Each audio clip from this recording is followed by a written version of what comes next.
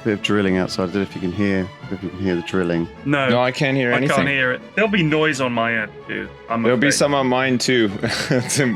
We're having our deck fixed. Oh, which is just outside the garage, so it'll be noisy. I'll start. Hello, everyone. Welcome to the Triforce podcast. I thought we had started. That's all that gold is left now. All that gold left behind in the mine. We can go over it again. No, it's fine. That's the beginning. It's fine. We were just chatting. about how it's noisy in the background. You're right. Normally we're never just chatting. Normally you don't have to be sad about it. That was literally 10 seconds of chat that we've now shame, that's all I'm saying. Wasted 20 seconds complaining that it's gone. It's lost in the mists of time. Yeah. The mists of time have taken that conversation. Here's some news, if you like. I have an air conditioner now. like a big boy one. Big boy. It's a unit on wheels. Right. That he's a cold motherfucker. Tell you what, this thing will make you cold. It's amazing. Is it loud? So I'll be honest with you. It says it's whisper quiet, but it's kind of like that Simpsons bit with the blender. Right. It's whisper quiet, like that.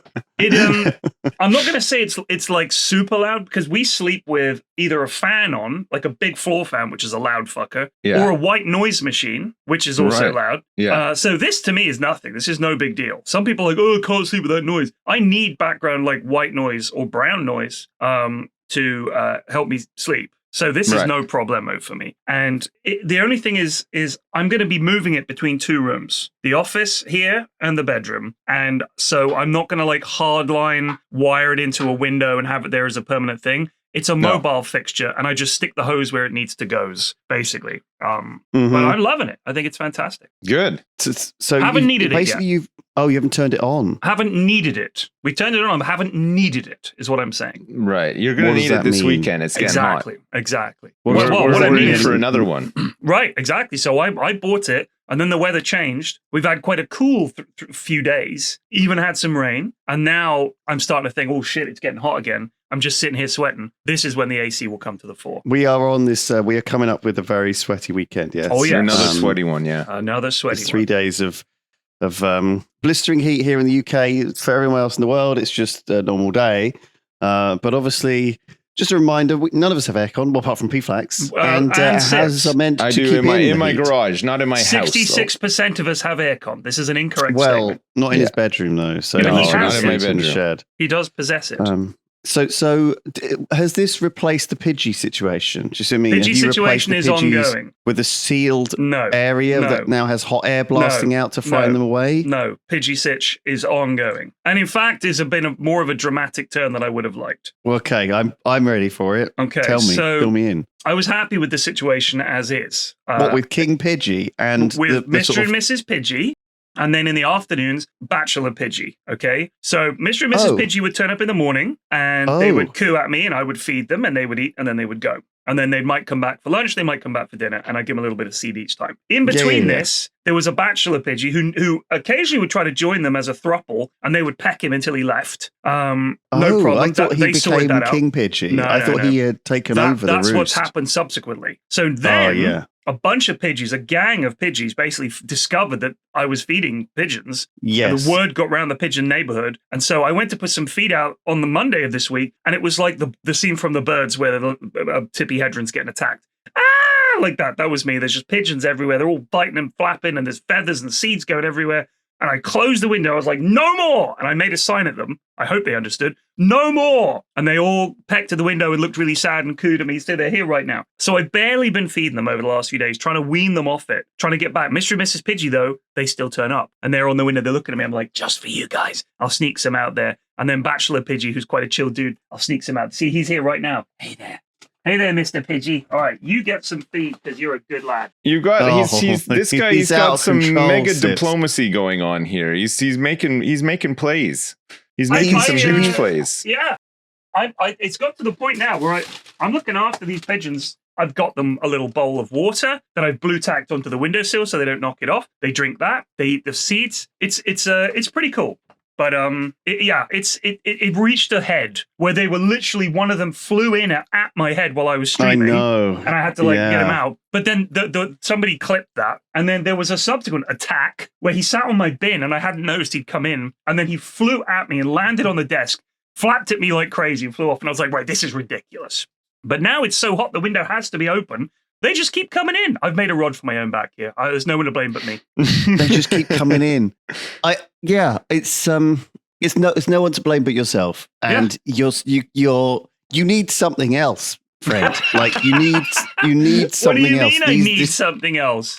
Okay, I can help you. Are you saying my life is empty? Are you going to recommend the Samaritans? Let me send you a recipe for pigeon pie. Lewis! I think you could. I know I'm vegan, but all I'm saying is that you've got this well-fed, Oh no, I would never betray them like that. They're sweet animals. They've been well looked after. They're not covered in parasites. I assume. I would eat wood pigeon if offered it at a nice restaurant. In fact, I think I have had pigeon when we were in France. I might have had pigeon, and it's tasty. But these are my friends. I wouldn't eat them. Just like if I was on a farm and I had a pig, I wouldn't eat the pig. Listen, you've also got a problem, and I'm saying you can kill two birds with one stone. Don't talk about killing birds. He's right here. And then eat them.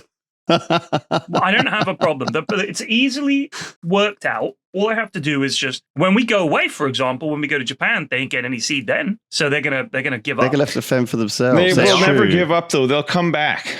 They will come back. They always do. They'll cycle round just to check every day. If you've returned. Are you going to leave some sort of slow release seed on the windowsill? No. Oh, you are. You're going to wuss out, and you're going to get someone to come around and feed them. No, I'm not. I promise you. One of my regular viewers, Elliot. He's a carpenter.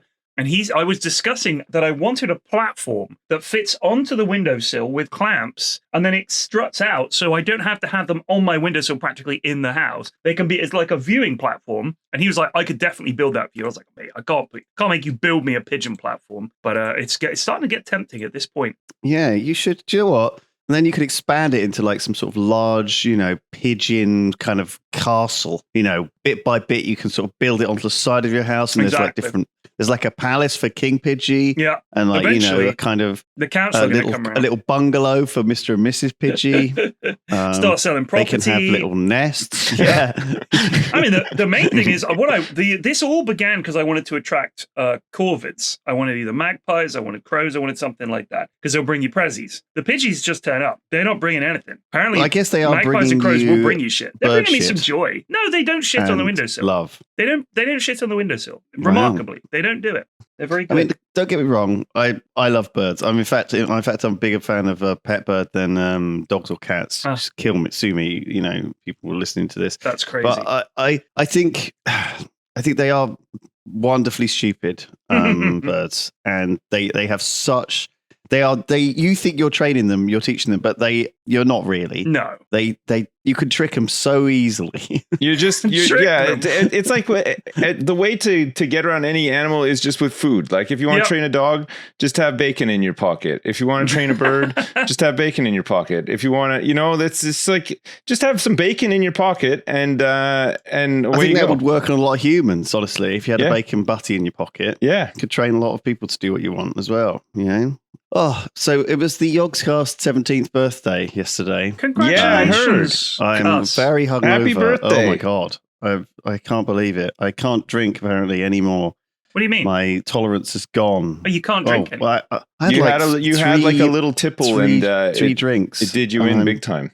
Smashed. Yeah. I'm feeling knackered. But it was a nice time. Lots of people came down. We had a little barbecue. Nice. In Queen Square. It was nice weather. We had nice chats with people. It started quite late, so no one got sunburned, because the sun was sort of going down. And it was hot though. It felt like the sun was like, it felt like it should have been given a sunburn. So everyone's slapping sun cream all over themselves. Nice. But it's quite safe. People, we don't go outside a lot. Of you guys oiling each other up. Some of the guys are very pale skinned. Who? Very like Dan, lovely Dan, RT Game. Nina is, Very, very. But she's a goth. I fragile. mean, they're meant to be pale skinned, right? Wait, Nina's a goth? Yeah. She's pretty gothy, I'd say.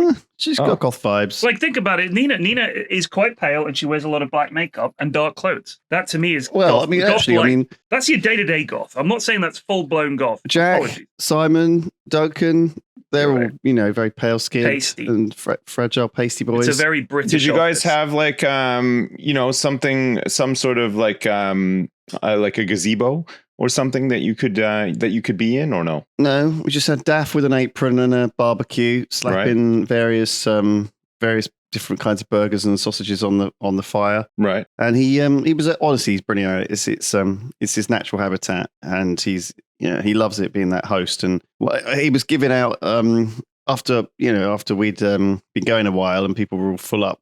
Daff, of course, has kept going, and so he started to cook burgers and sausages for any fans going by, and a couple of homeless people, and just like random people were passing by. He's like, "Oh, one burger," and they're like, "Oh, all right," because he's quite. I don't know. It all looks very clean and stuff. It doesn't. I think if someone offered you a burger in the street, you would normally be like, no. But no, I he's wouldn't got take that a manner random about burger him, from someone. That's someone for sure. just approaching from Daff, me you would with a that's the hamburger. thing. No, I wouldn't. I would yeah, not. you would. He's No, I such wouldn't. a lovely boy. No, He I would looks so- not take a burger from Dav because there's a decent chance it's a Rustler's. Like, there's no way am I taking that burger Yeah. from Dav. Pigeon, you got to eat it. It's a good burger. It's a Rustler's burger. No, thanks, Dav.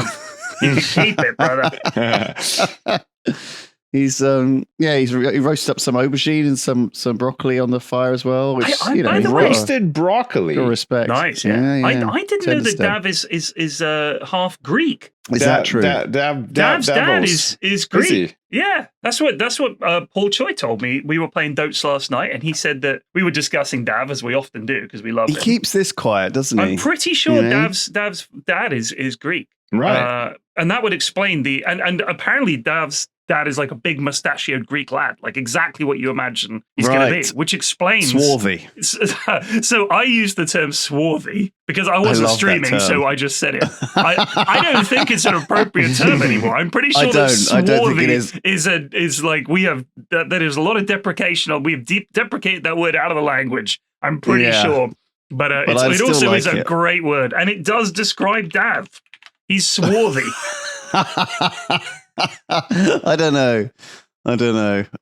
But yeah, like I reckon he's just shit. Like Paul's just fucking with you, and like he's actually 100% Welsh. No, I'm pretty sure he's not. I think he is for sure. It's from the Old English swart, which meant black. So that's where it's from. Apparently, Svart, I guess. Swart. Like, yeah. There's a lot of these words that are I will message David right unusable. now. See what he says. Yeah, let's get to the bottom of this. Is it true that your Welsh dad is Greek? Make sure you say mate as well. No. Mate, is it true? I just call him David. That's it. Call him okay. David all the time. That's enough. I don't need to call him mate. He knows.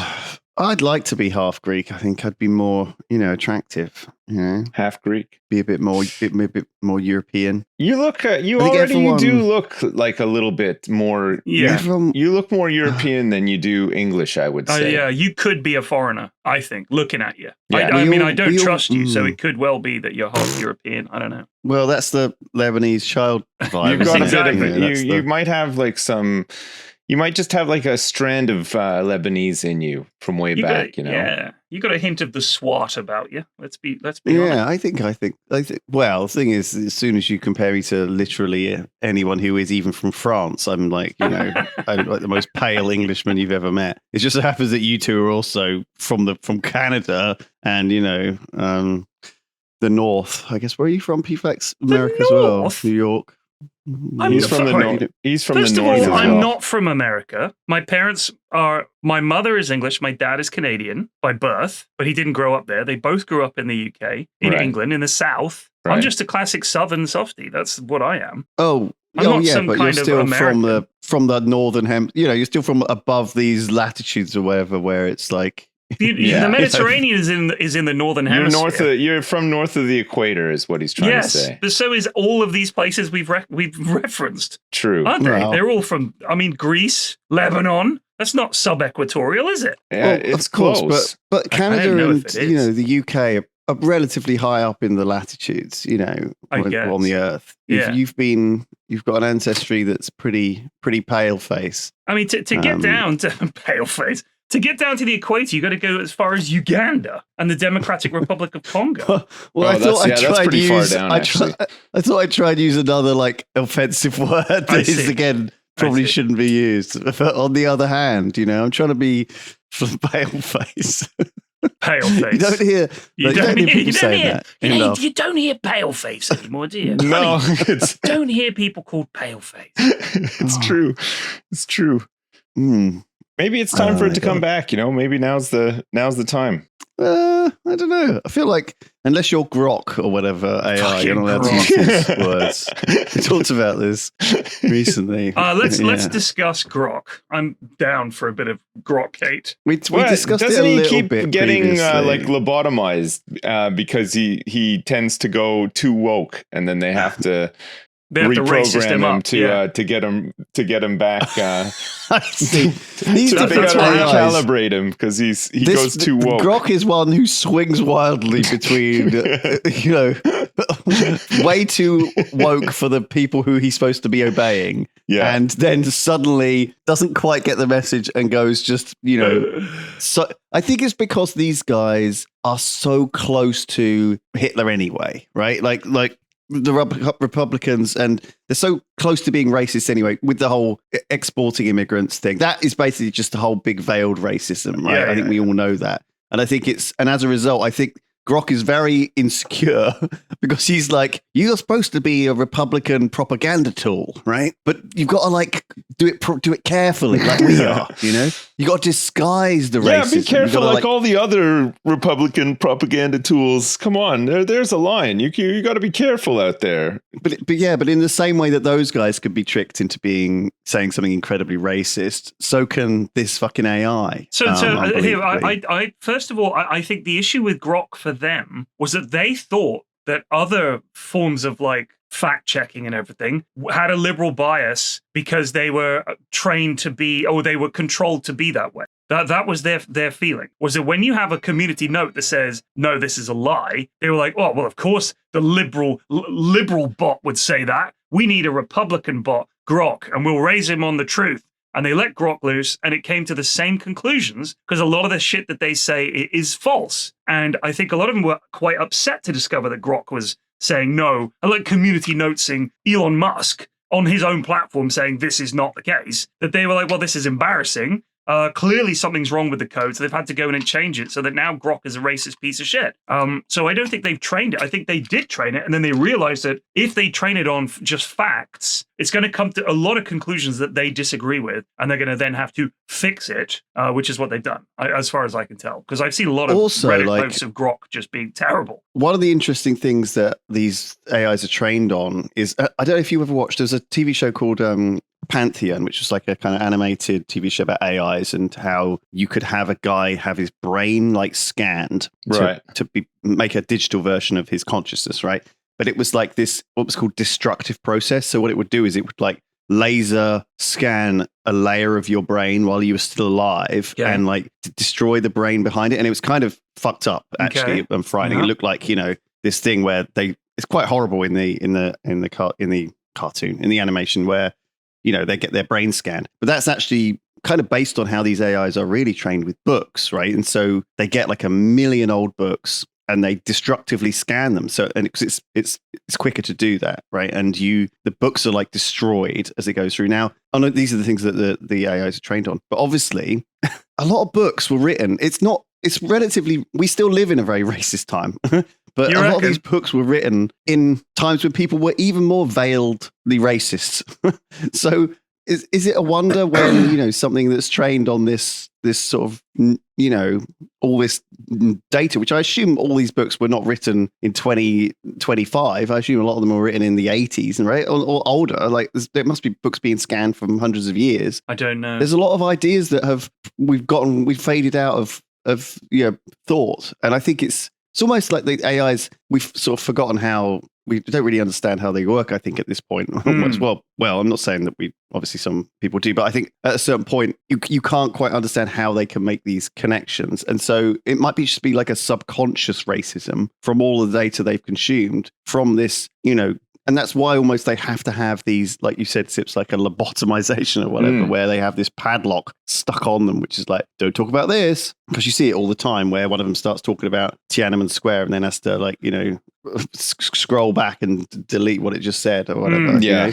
I did see an interesting thing about that, which I think is, when people very recently complained that a lot of content and a lot of things that we consider like true are Western centric. For example, we talk about Tiananmen Square quite often, and we are like, every day, pretty much. I can't think of one day that goes by where I don't bring it up or mention it or have some discussion about it. Yeah, I go down to get coffee in the morning. My wife says, you're right, Fredmo, you're looking a bit sad today. And I said, I'm just thinking about Tiananmen Square, love. Yeah, it's like that every morning. It haunts me. It does. It keeps coming back. But it's all very well us banging on about Tiananmen Square, which rightly we should. But it also is a neat distraction from all the shit that we've done in America and in Europe when it comes to protests and crackdowns. And there have been plenty of people who have been killed or badly injured at protests over the years. And we kind of gloss over that because Tiananmen Square had that great picture of a tank and a dude. And I think if it hadn't been for that picture that burned into our minds, man standing up against the system, it wouldn't have been anywhere near as big. Why are people still talking about that? What about the Hong Kong stuff that was a few years ago? Why aren't we still talking about that? So you need that moment to burn into people's brains, like what was the university massacre? This is back in the 60s.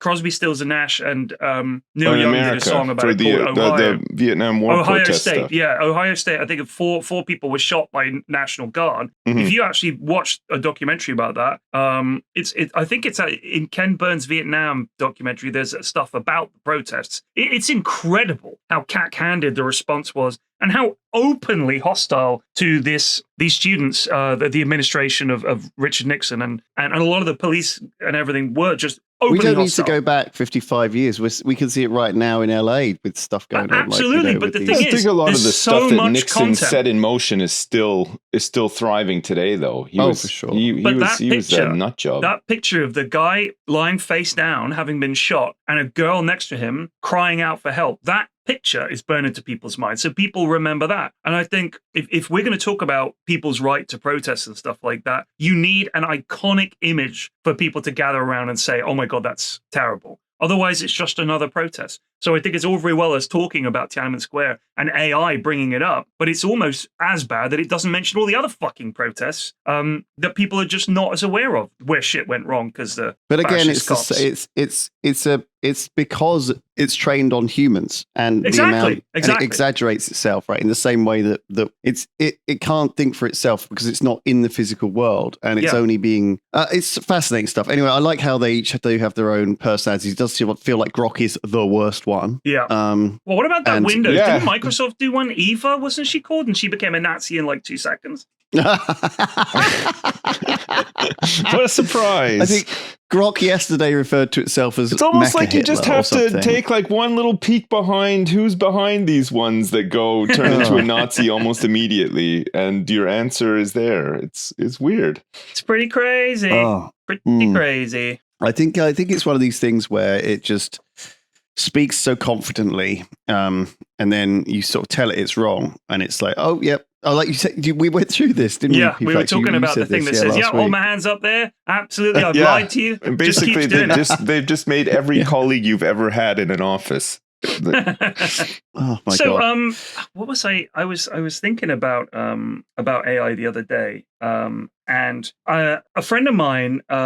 Did you have any time to think about it with all the thoughts of Tiananmen Square? Well, I squeezed it in. You got to crowbar it in there. I did manage to crowbar it in. Yeah. Yeah. She was talking about how her little brother got a new phone. And because we were having quite a sort of in-depth conversation about what they call the manosphere, but which they should just call the cuntosphere, but whatever.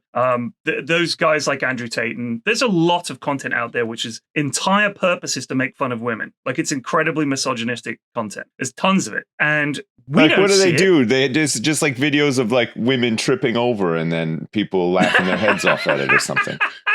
I love the way you think that this manosphere content is built around slapstick comedy.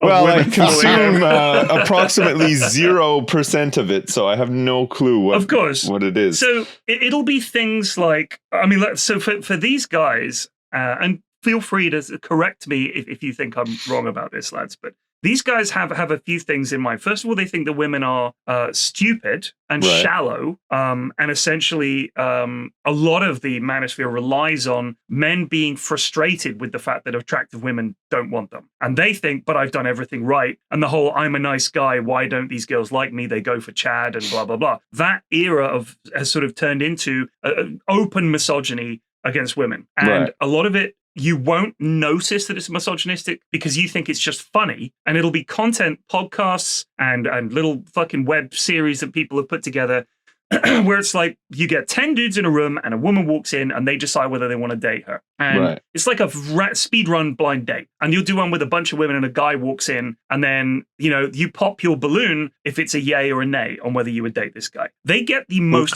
shallow, awful people possible. But because there's 10 of them, suddenly it looks like you've got a quorum of opinion that represents the way women are. Right. So this guy walks in and he looks like kind of a nerdy guy and all the women pop their balloons. And then it comes out that actually he's a successful guy and he's got a company. They're like, oh, actually, can I unpop my balloon? And it makes him look shallow, and it plays into this trope that women only want money and they don't care about men. And if you're not the right height and you don't have the right bank balance, they're not going to talk to you. But if you do, blah, blah, blah, blah, blah. So that is misogynistic content. And I think people don't realize that it is because it seems like it's just a goofy TV show. Who's watching that, though? Like, what is the big demographic for that? Young men who want to feel like the reason they don't get women is because young men who fault. Don't get women. Young men who are unsuccessful dating. They need someone to blame. This is just an echo chamber, right? It's an echo chamber. It's one of the many examples of the internet. No, that kind of content is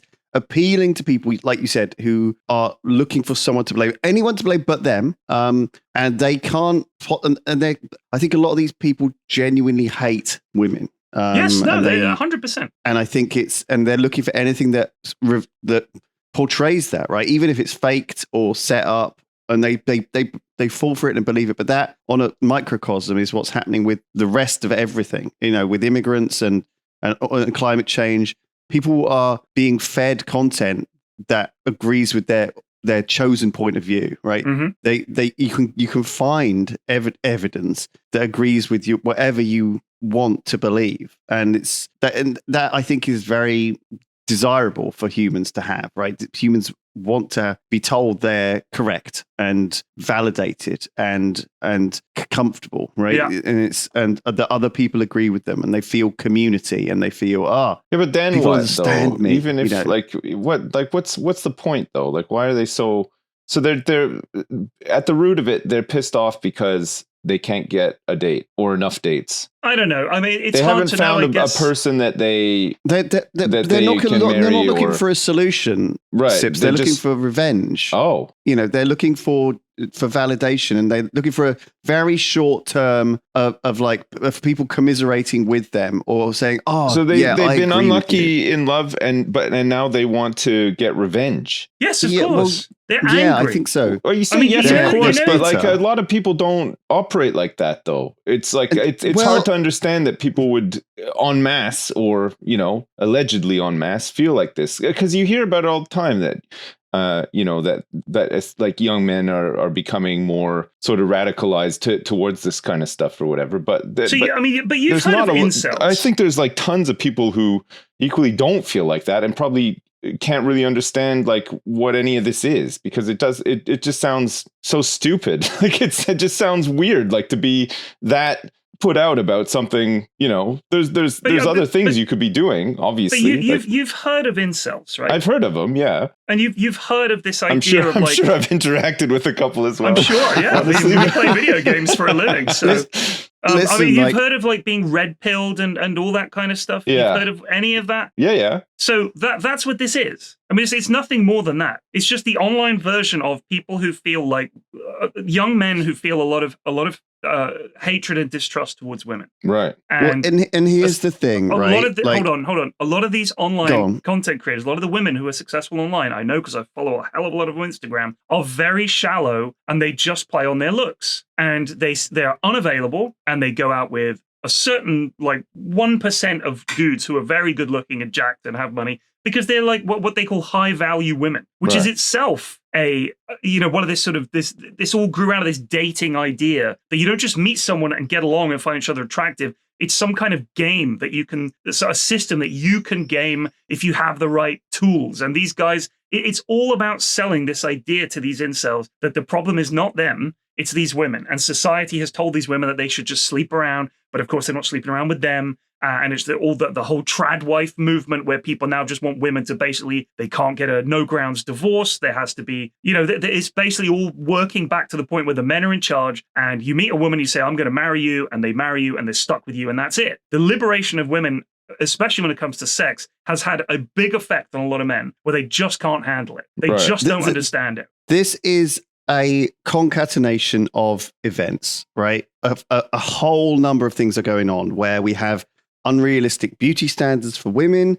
We have dating apps where we have unrealistic beauty standards for men as well. So much, but women are given so much choice over who they can go out with. Of course, they're going to pick the better men, and so you do have these statistics which bear this out, and it's obvious. It is fascinating and true that men have much different experiences on a dating site to a woman. But that's a website. And this absolutely, that is the case. But this that is also also the to case do in with real our life, society as well, and the way that we work. Men are supposed to ask women out, not always, but it's again like a thing, and there's still these very strange kind of lasting from the last century of men having to pay for the meal or be masculine or act in this certain way, and I think that all of these strange things that have come from the previous generations and are still persisting today, and cultural influences and the way the internet works and also the way information works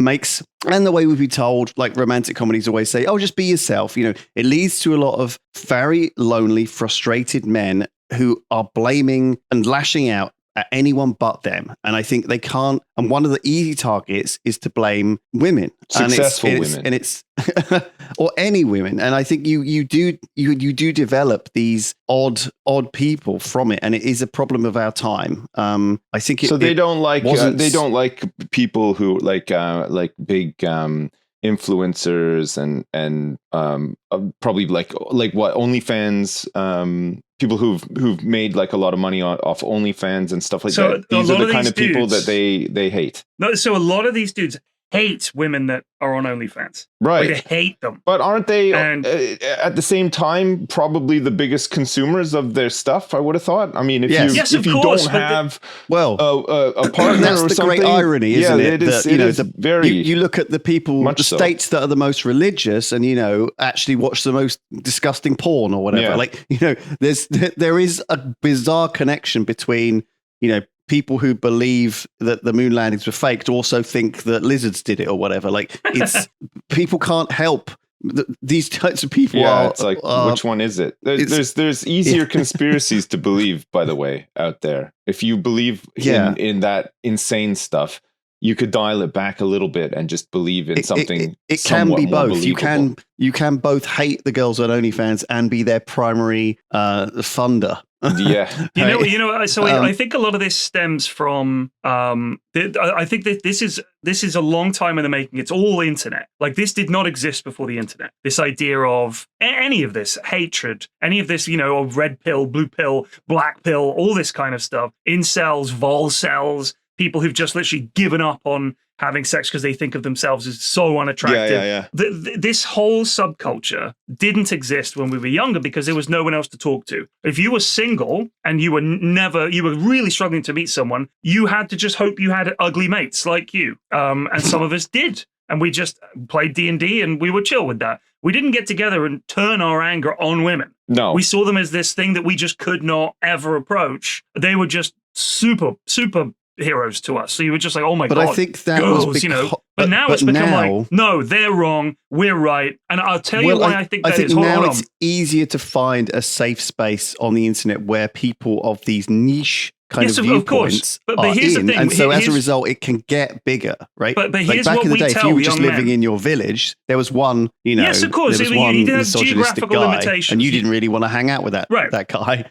But now you can hang out with guys like you all over the world. But so imagine that you had in the sort of mid 2000s and into the early 2010s, you had a big rise of feminism online. You had the Me Too movement. You had a lot of women coming out and talking about how sexism which was huge in the 90s. And the early noughties, there was a lot of just open sexism. And it was just like, that was just the way it is. And then gradually women were like, no, that this is not acceptable. We don't want to be treated this way. The problem was you had people talking about the patriarchy for the first time in general conversation. And that was something that you only really knew about from academic books if you read about, gender studies and the history of sexism and stuff like that. The idea of the patriarchy was not something that in everyday conversation people would discuss. And you have these young men growing up in that era being told that they have all the power and women have none. But from their perspective, as a 15, 16, 17-year-old young fella, women have all the power, not men. They have no power. They have no money.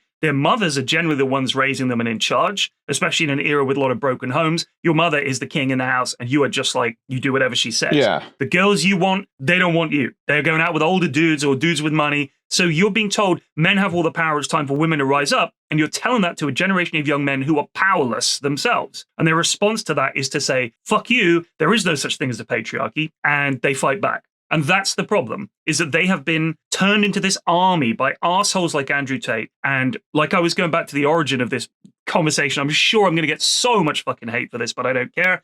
The origin was that my friend's brother, he bought a new phone, he installed the apps, and she could not believe what his algorithm was giving him. Really? Which was just the most hateful shit. Jesus just horrible, horrible. Christ. Because it figures out very quickly, oh, you're a young man, here you go. Jordan Peterson up the arse. Andrew Tate double hole. Yeah, but like he would have had to have consumed some of that content first, though. It throws out what it thinks you're going to like. You click on one video and it's like, gotcha. And it just funnels you down that tunnel. It's like a series of paths and there's very little overlap. Once you go down one, it's like a motorway that just takes you straight to this shit. Jesus Christ. And this is what I was wanted to talk about. The algorithm. All of these guys like Musk and like all of these fucking cunts who say AI, AI is going to solve everything, blah, blah, blah. And all of these companies, Google, Facebook, all of them, they're all suffering from this one thing, which is that they are these freedom of speech. Oh, freedom of speech. It's not freedom of speech if it's editorialized by a machine that decides you're going to like this and just force feeds it to you.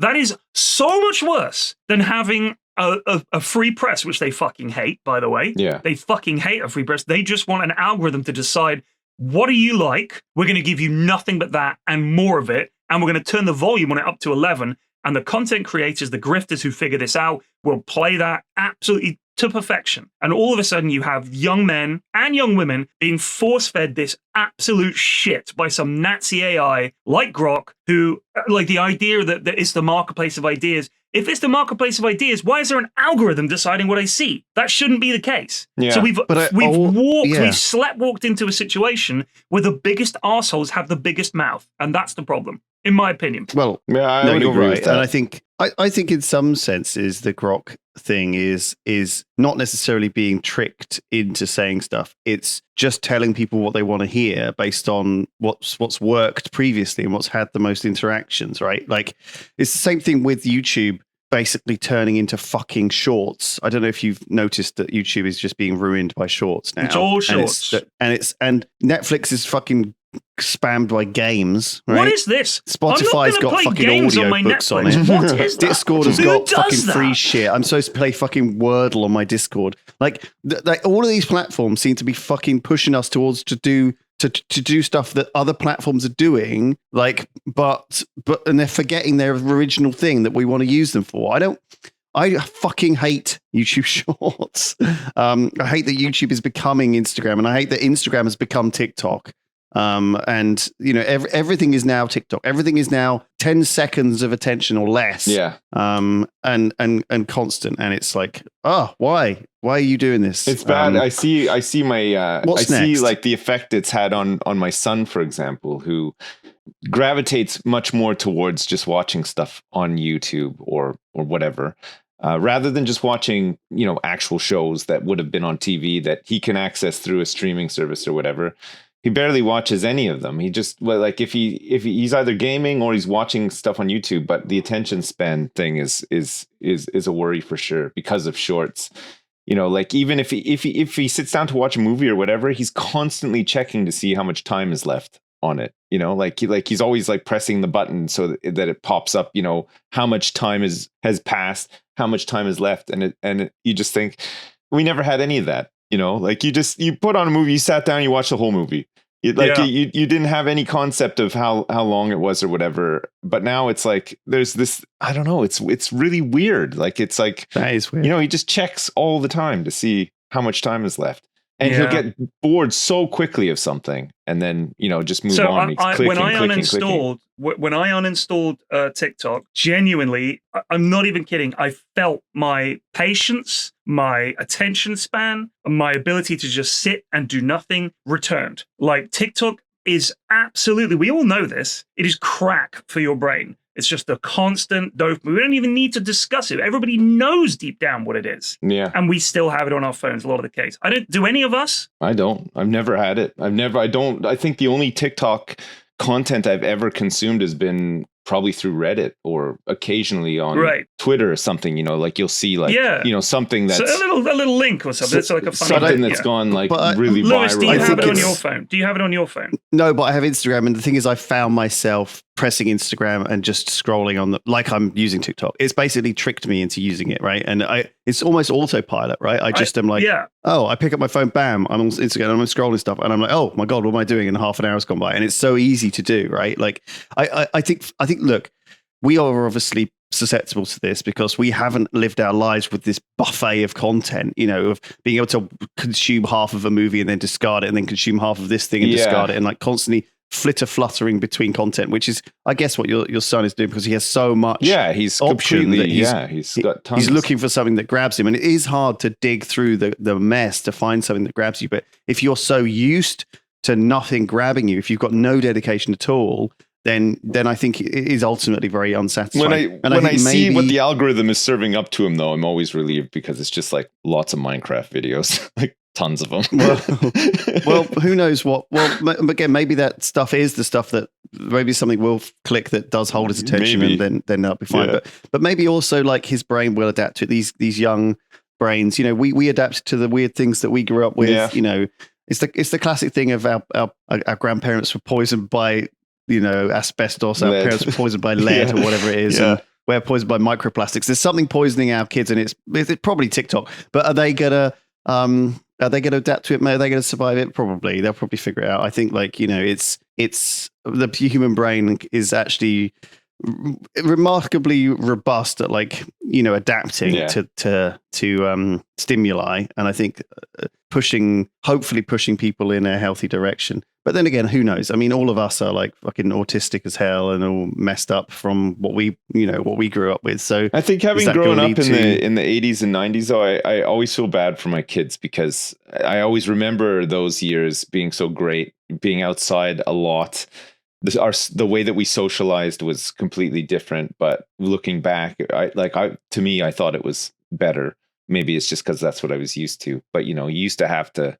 Everybody would jump on their bike and go to somebody's house, or you'd go to the park, or you'd go to like the mall or something, and that's where you met up with other people and you did stuff. Well, I think I am constantly seeing these healthy things. I'm seeing like people leaving dating sites to join like running clubs, and then and stuff like this. And that I like the idea that that running groups or something like that become the new dating ways to meet people and stuff. I don't know, like healthy pursuits. It'd be nice if people physical could things find other ways to meet people, because I'm not sure that all this stuff works. Like I know there's like success stories for sure, but man, there's some horror stories. Meetups at the board game cafe and like, I don't know, social situations that are much healthier where you will more naturally be exposed to a crowd of people that are moving through, and and it'll be more organic and healthy. And I think like if you take 1 second to think about the problem that you're facing, if you're a young man who can't get a date or whatever, and you're struggling with that,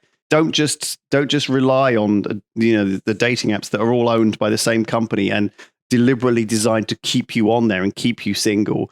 That's their market. That's how they make their money, right?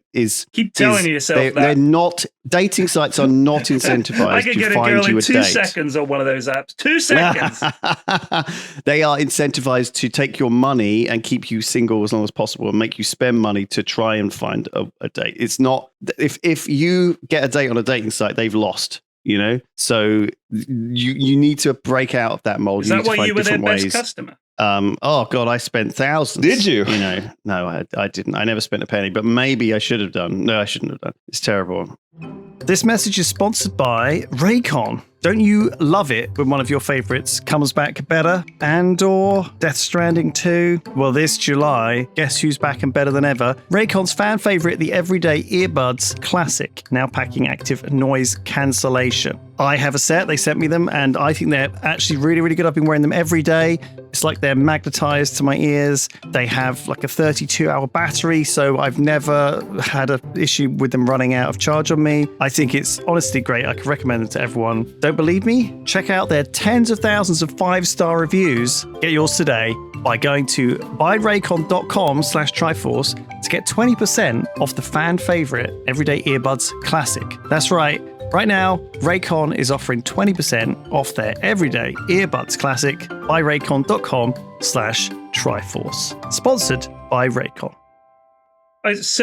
Can we do a little housekeeping, a little podcast housekeeping? I need to do a few things before we carry on. Number one, just had a response from Dav. Yes, his grandma was a Greek immigrant. So Davith, or Davos, if you want to call him by an alternative name, is half Greek. Paul Choi was not lying to me. Well, no, because I think that would mean his grandma, so her son was also Greek, and then Dav is Greek. What do you mean? Well, if his grandma so his granddad was Welsh, his grandma was Greek, right? But his let's say this was his grandma on his dad's side. So sure, his dad will then also be Greek. No. Or are we saying that the Greekness evaporates? If your grandma's Greek, that doesn't mean your dad's Greek. That woman has a Greek womb. So it takes two people to make a child, right? A Greek woman's womb, I would say you're Greek. But what if the sperm that made you was Welsh? Doesn't matter.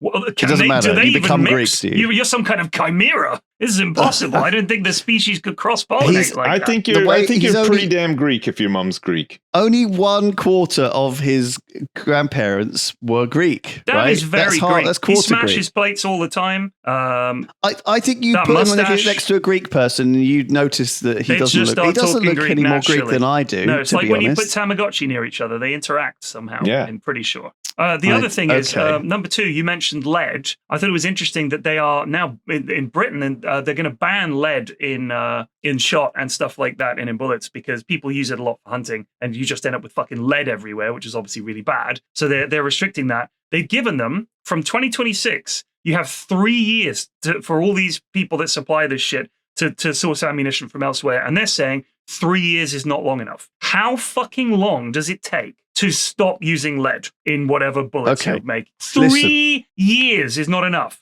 They want 5 years?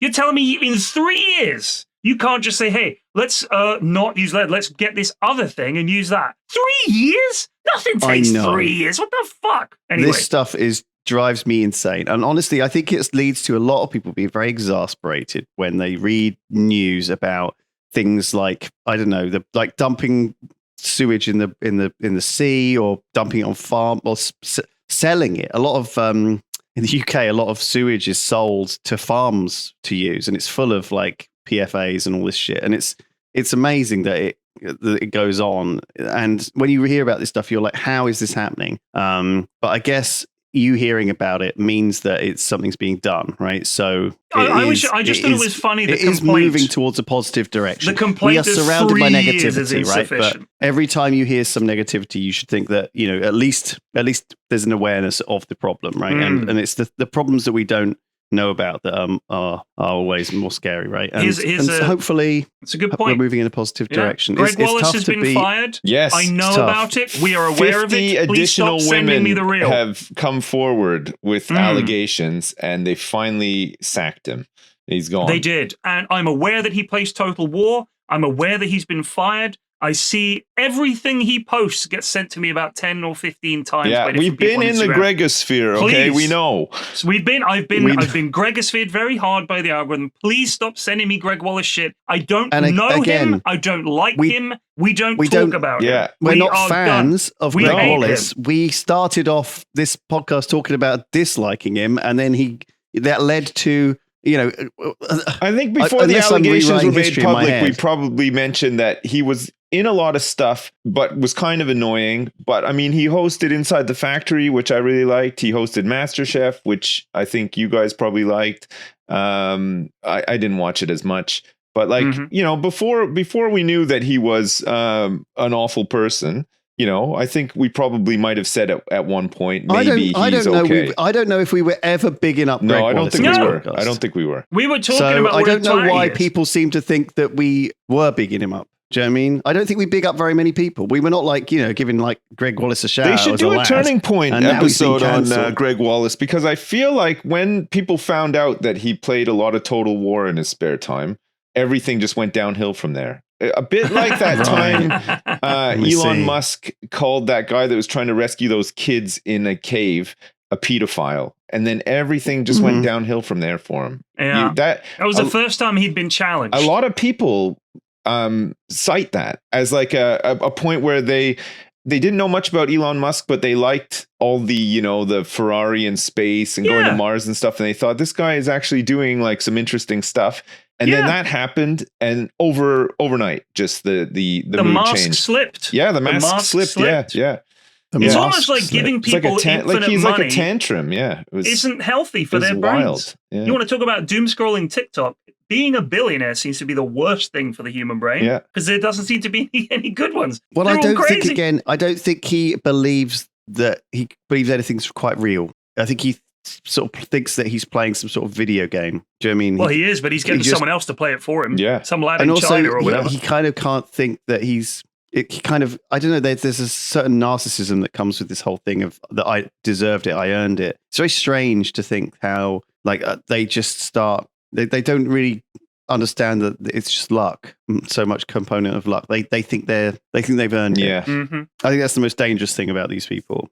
I have a request. Yeah. If anybody knows how to get tickets for the Ghibli Museum in Tokyo, let me know, because I joined this queue website to buy tickets. It's like their website. You can buy tickets. I queued from 8 a.m. yesterday. You did this? I was on the website, yes. Right. You're trying to get tickets to a museum in Tokyo. Yes, because I'm going to Japan next week. Oh. We just definitely discussed a Japan trip like 10 times on the podcast. I think this is one of these things that you have to get them really far in advance. Yeah. Well, yeah. I'm trying. This is a month in advance. Almost. Yeah, I heard like 6 months in advance. Yeah, it's impossible.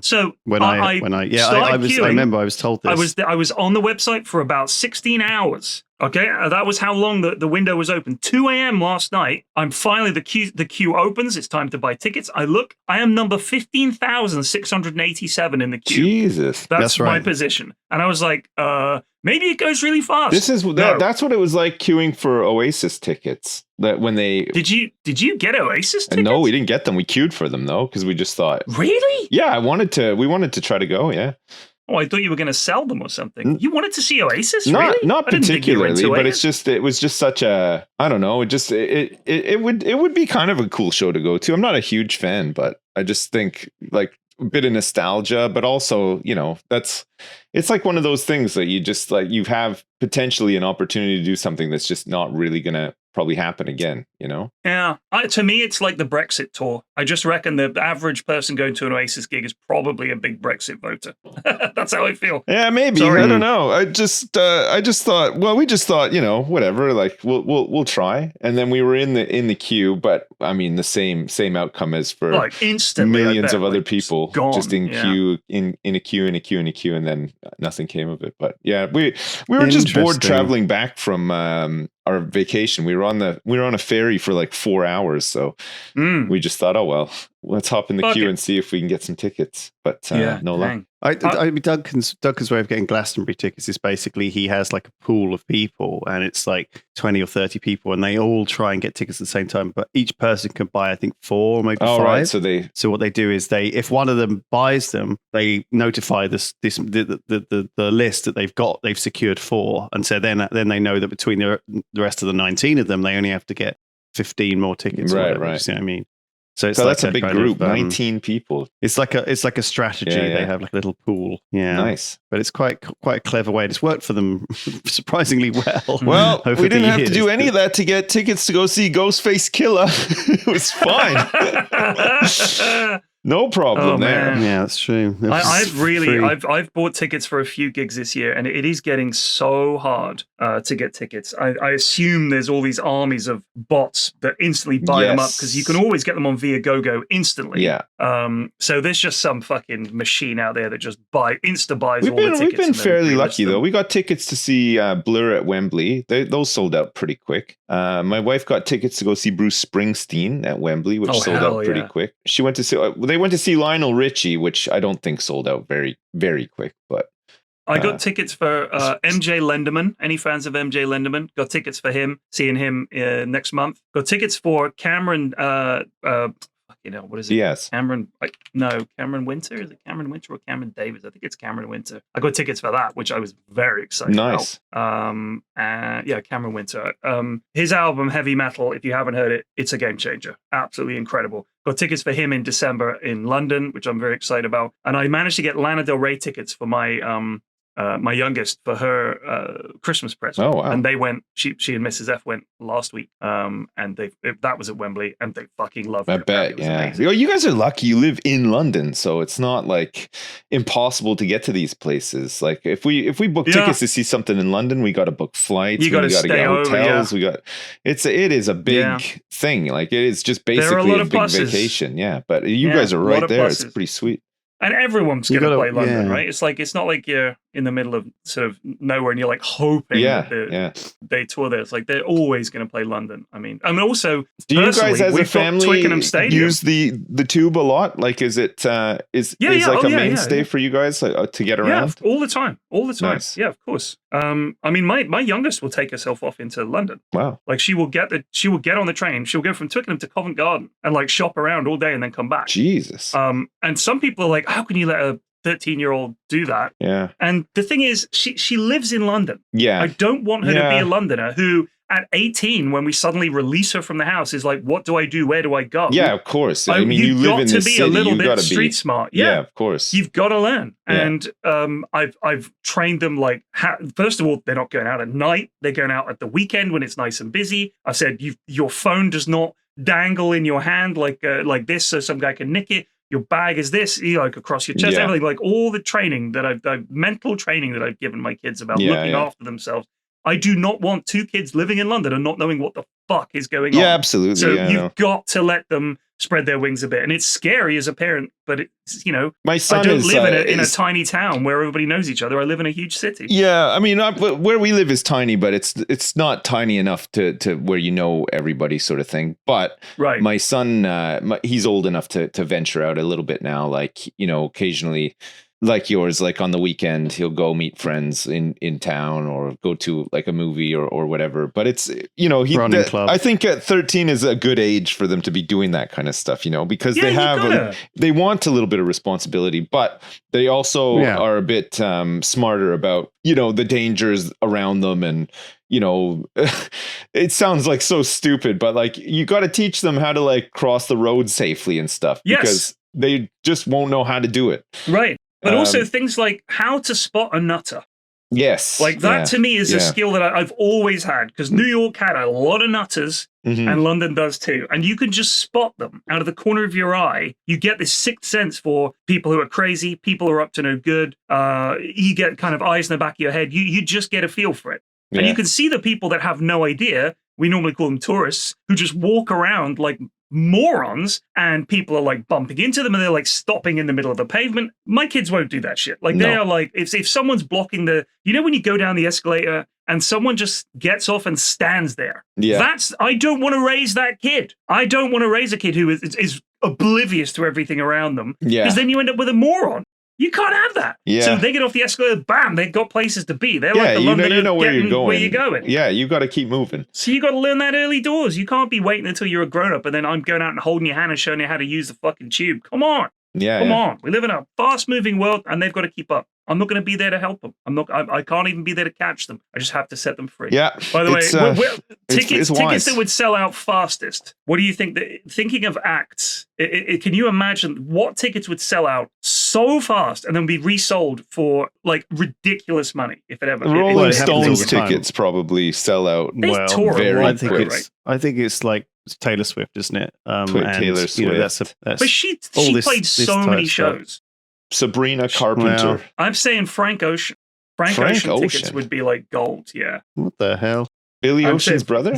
Maybe you just want to think they are. No, I'm telling you, Frank Ocean. Anyone that knows Frank Ocean and his Metallica story tickets got to sell out pretty quick now. No, but again, these are selling fast. Frank Ocean basically hasn't done a live performance for years, and he is that doesn't mean that it's actually. You can probably popular, find this. Like you guys are crazy. You guys are crazy. Music tickets? You're asking AI now. Out the fastest. No, I'm not asking. I'm just doing a search. Several concerts have achieved incredibly fast sellout times, with K-pop acts dominating the top spots. Oh my god! Ask Grock. Okay. No, I don't want to. The fastest selling tickets was for the Führer's speech at Nuremberg, 1937 to 1938. It was quite a banger. It was great. Heil Hitler. Signed Grock. Thanks, Grock. Fuck me. Okay, other notable fast sellouts include BTS's Map of the Soul tour at Wembley, which sold out in 90 minutes. The Stone Roses at Heaton Park, 68 minutes.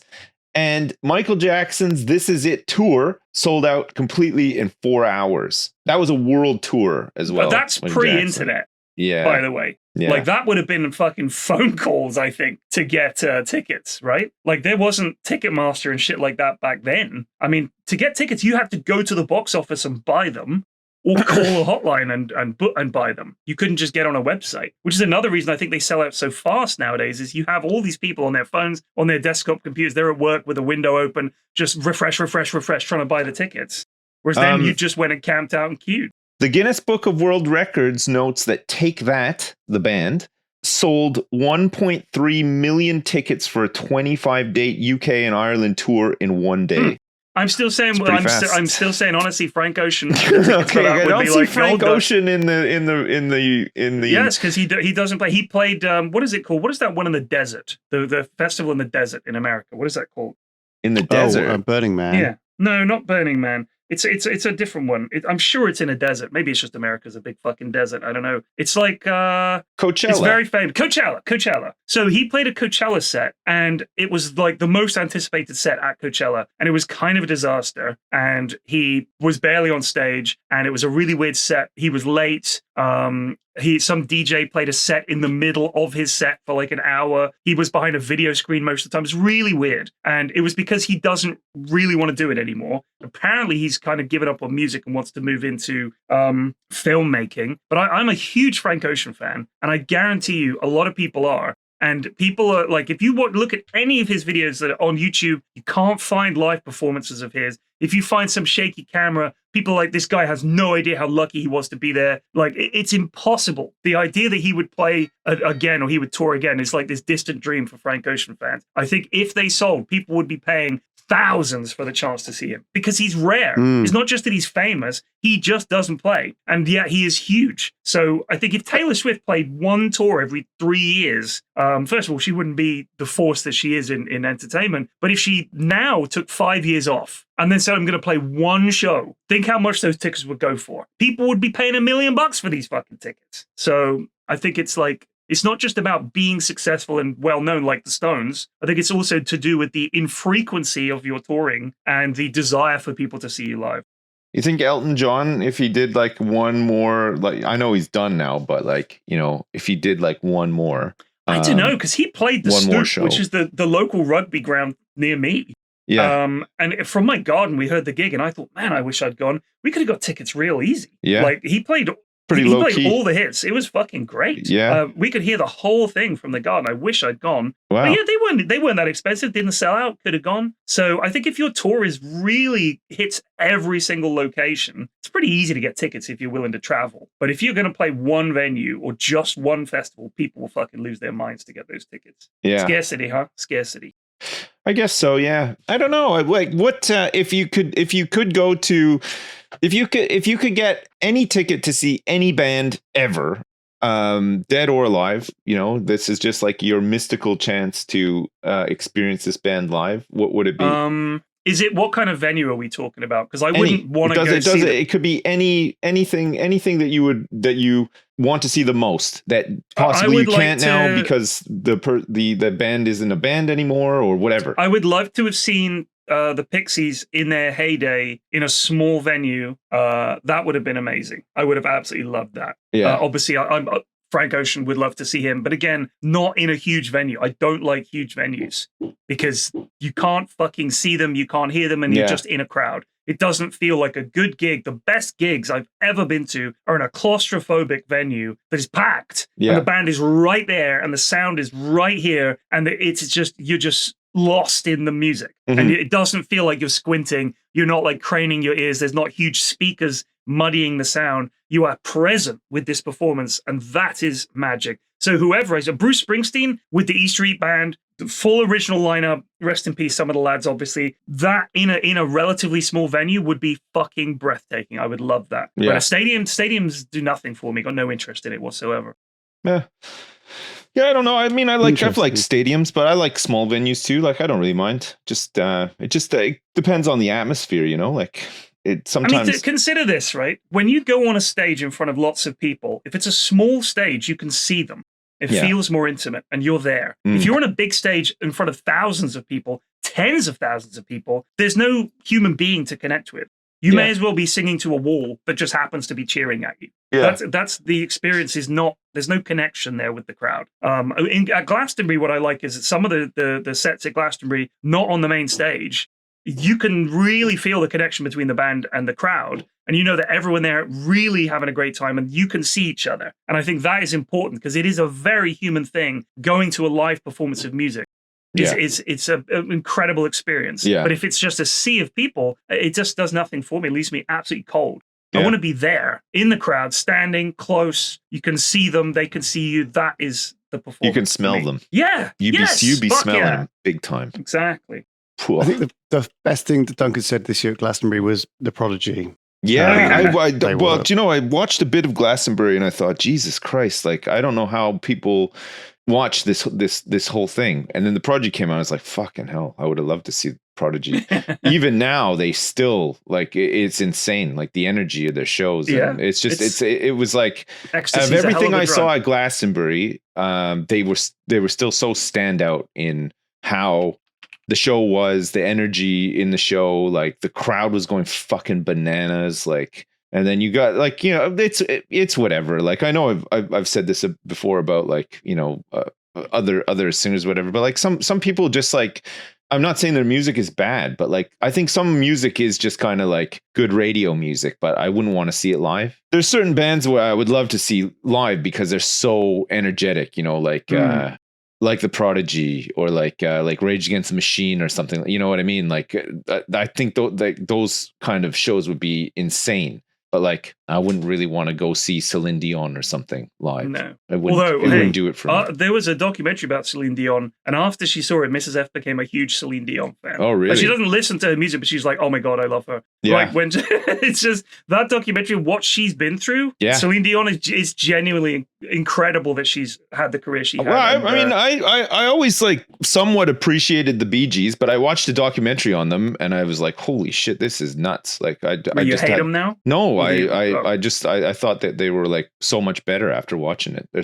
They have a really interesting story, and their influence on music and their contribution to music has been insane as well. Just a lot of big hits that you'd recognize, and it turns out they just wrote them.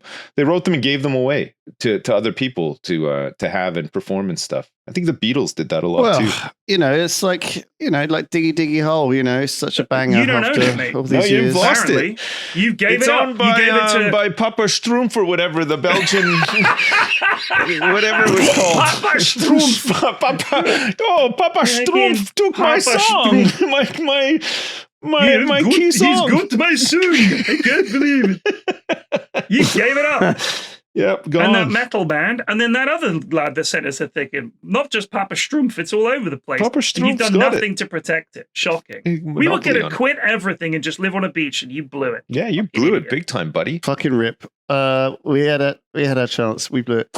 Loose news. A quick loose news. Let's go. Let's make a new one. Oh God, hang on. Can we stand up then? Oh, I was lying on the floor. I'm so actually? hungover today. Sorry. Wait, you're hungover? Yeah. Oh, bless you. This was a pretty deep podcast. Hey, we kind of, I kind of went off on one. I try not to talk about politics on the podcast. No, it's all right. It happens. It happens. People are I mean, used to you it. can't avoid The it, Pope- especially nowadays. Did It's you such see- a fucking mess, isn't it? Did you see Pope Leo Yeah. blessed a Poplio holographic Pokemon card? Yes, Did you see that? I saw No, I that. didn't. Yeah. So there's Please- a please Pokemon link. card called Poplio. It's like a little.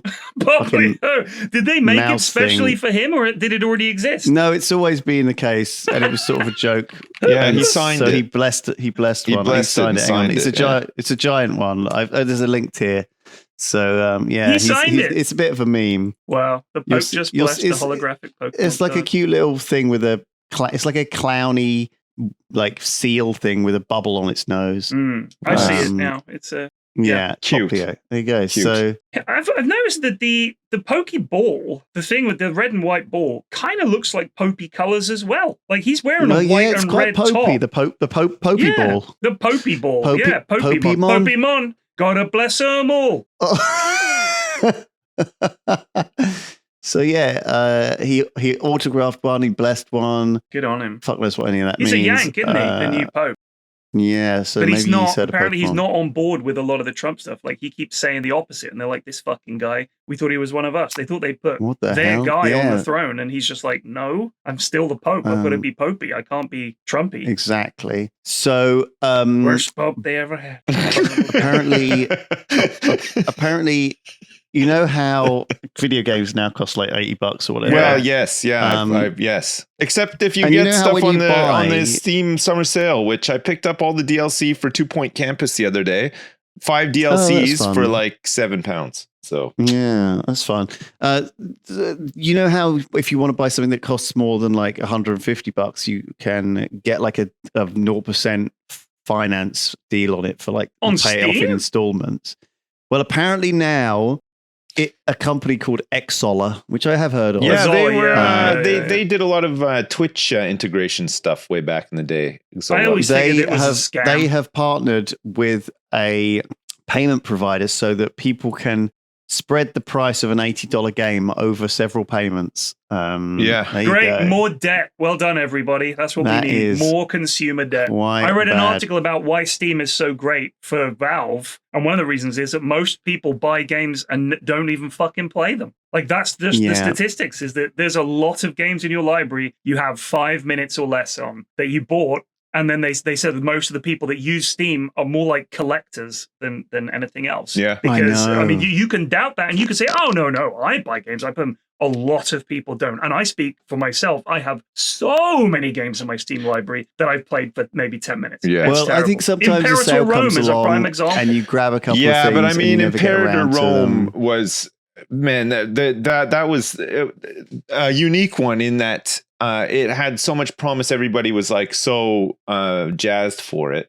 Still bought it, didn't I? Still bought it. So did a lot of people, but it hasn't had like there's many problems in the world. Basically, it hasn't had DLCs or anything. Hey, I am not defending the game at all, but I'm just saying it's on there. We're not talking about Imperator Rome. Okay, no one liked it. You're not alone. Yeah, but it's on my machine. Like I bought it. Well, you occasionally, is it like that thing where occasionally you think about the Roman Empire, but it's Imperator Rome? Has this even had DLCs? Who cares? It's dead. Imperator Rome. No, it has not. It's only had soundtracks. Oh, there's a couple of content packs, but nothing big. They abandoned it. Basically. It is depressing that we live in an age where you can buy like burritos on finance as well, because that is one of the things that's happened recently. Like DoorDash in America, you can, if you want to, borrow against your fucking food delivery app if you can't afford it. It's terrible. So yeah, you can avoid that, please. People don't be doing that. A 22-year-old fake dentist and his two assistants. What was his name? Have been his Crentist. name doesn't say. Maybe that's why he became a dentist. His name was Crentist? It's an office. You gotta really hate your kid to call him a dentist. It's a joke in the office. Dwight is lying about having been to the dentist. Right. And Michael knows that he's been to meet Jan instead for a meeting where he's going to take over the office. What series was this? I don't even remember this joke. I want to say 2 or 3. It's early on. Oh, Jesus. And he comes back from the meeting with Jan and Michael knows. And he's like, where have you been? He goes, to the dentist. And he goes, wow. He goes, what's his name? And Dwight just panics and says, Crentist. He goes, your dentist's name is Crentist. That's kind of a coincidence. Sounds a lot like dentist. Maybe that's why he became a dentist. And then he like looks in his mouth. It's such a fucking funny scene. I love The Office. I haven't watched it in years. I should watch it again, actually. I forgot. Man. That's my go-to. I don't know what to watch. I will stick it. I love that fucking scene when Michael's when he's in the warehouse and he knocks over all the shelves. Please. So good. Guys. Oh, what a shame.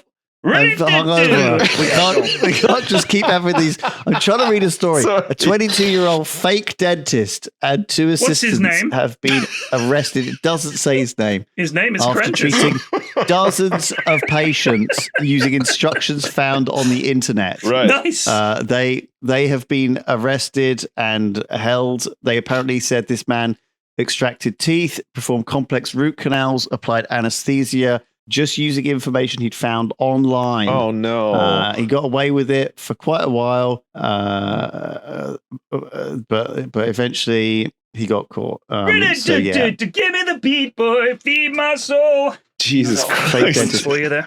Finally, this is one for you, P. Flax. Watch out. It's about, wait. It's about being bold or something. Go on. There are calls for a summit around birds. Especially seagulls, because aggressive behavior has started to become a real concern amongst businesses in Scotland, particularly. Scots are being left scared, attacked, and traumatized. Aggressive seagulls have attacked 7 children. Tried to steal my hat! Nessie, come and help me! Oh, what's wrong? Help me! Oh, my hat's been stolen by a seagull! Some kind of great bird came down from the sky, took my hot dog as well! Grow up! It's a fucking seagull! None of this. Oh, we need a summit. We need to stop. They're being aggressive. Stop walking around with food in your fucking hand. Fucking come and stay at my house for like 2 or 3 days. If you want to feel better about your seagull problems, because listen to this news article. Mr. Ross said on Thursday that people often smirk when hearing that the Parliament is discussing the problem of gulls, but it's actually an extremely serious issue. People are suffering mental health issues thanks to a lack of sleep. Matter when we're discussing gulls in the city. Very important discussion. I'm not sure why it's a joke to some of you, because let me tell you, these gulls are no messing about. They're here to stay. They're taking over. They're taking over Scotland, and it's. I love that accent, Flax. That's like the Scrooge McDuck accent. That's what he sounded like. I love a Scottish accent. I love one child had gashes to her scalp got and gashes blood to running her down scalp. her face. Yeah. Blood running There you down go. her face. It's So terrible. they're discussing the ways to deal with it. Something must be done, Well, the things they're suggesting are umbrellas right? for people to protect themselves with. And just be a fucking adult. That's my solution. And to this Extend your dogs, arms out apparently. very wide. More dogs. and go caca. And go caca. Yeah, they hate Yeah. it. They think you're just a Thousands bigger of bird than them. Feral dogs is the intention, I think, just to release little Release Highland feral terriers. dogs. Yeah. Look, Um, there was an old lady who swallowed a fly. I don't know why she swallowed that fly.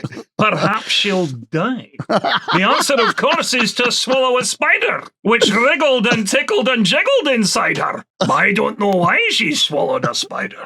She swallowed a spider to catch the fly. I don't know why she swallowed a fly. Perhaps she'll die. How's she gonna catch that spider, Lewis? She swallowed a seagull to catch the spider. That wriggled and tickled and jiggled inside her. I love that song. They got to incentivize some boy racers. Give them some free Honda Civics, and then they can just kill the seagulls with their cars. Because that's what happens over here. It's always you always see like a dead seagull on the road, and you know it's been hit by a car that's got like neon lights underneath it and a spoiler and stuff. You know, like it's people who drive too fast. They ace seagulls often because they're always trying to eat crap off the road and stuff. So. Maybe that could be. They have a it. hard enough time as it They're is. protected over here. Good. They're actually Speaking of those protected. Stupid Good. songs. They're wild animals. We've ruined the world, and now we're complaining that they're a part of I it. know. Tough shit. We used to have a One of the sniper things that- over here for them. Oh my god. There used to be What a was his name? rooftop sniper. What was his name? Who used to cull the population regularly? I don't know what his name was. His name was Kruiper. Sounds a lot like Sniper. Yeah. Anyway, but no longer. Now we just got to rely on people in their Honda Civics. So interestingly, before we finish, I'll be the judge one of of the that. other things I heard about Glastonbury was that they had a tent where they would sing like all these childhood UK songs and hymns, Right. and it was packed full of people, Right. and it was full of things like cauliflower's fluffy and cabbages green. Do you Yep. remember this The shit? P-Flax? infantilization of the West continues apace. Ding dong, the witch is Amazing. dead. Witch, old witch, the wicked witch. Like stuff like that. You hate this. I love this. I think this is great. And No. like, Lord of the Dance. You know and what? You've Rise and Shine segued and all that perfectly stuff. from one non-problem to the root cause. Yeah. Now everyone's listening to Cauliflower is Fluffy or whatever, and then when a seagull is near them, like, oh, I'm having mental anxiety about a seagull. What's happening in the world? Shut the fuck up. It's a seagull. You're an adult. Live with it. Continue. No, that's all I had to say. I just thought Excellent. it would be nice to let you know that there's that nice stuff going on like that in the Boo. world. I say boo. So, okay. Well, thank you for the news. And cheers. You're thanks so welcome. much for That's the the end of it. podcast. This is a long one. This So might be one of I our gotta longest go. episodes. It's so long I actually have to go. So It's so long. It's fucking Yeah, I'm lunchtime. late for another meeting as Yeah. well, and I've got. Lewis, I'm I will still see you next massively month when I'm hungover. down in Bristol. I'm doing See you next month? recordings. Yeah, I'm coming down in We- August. oh my god. I'm saying I will see you in the flesh. I'm going to be down Okay, for the I whole look week. forward If you to want to it. do Jesus something, we should do Christ. it. All right, let's I'm down do for a it. week. I can't wait. Okay, bye then. All right, thanks for listening Bye. and see you next Yeah. time. Bye. Thank you, bye. Bye.